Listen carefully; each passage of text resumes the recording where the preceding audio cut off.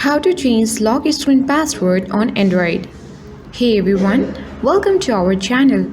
This is Rose and I'm here to guide you on how to change lock screen password on Android. So do watch the video till the end, and without any further ado, let's dive right into the video. First of all, launch settings on your Android device.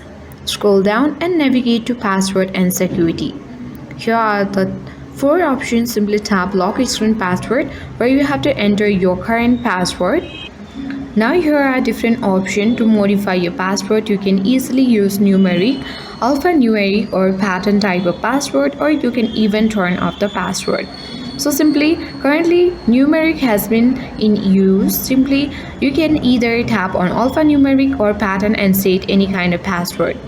Simply you need to tap on numeric if you want to use numeric password, and then you have to enter the old password and again enter the new password and confirm the new password.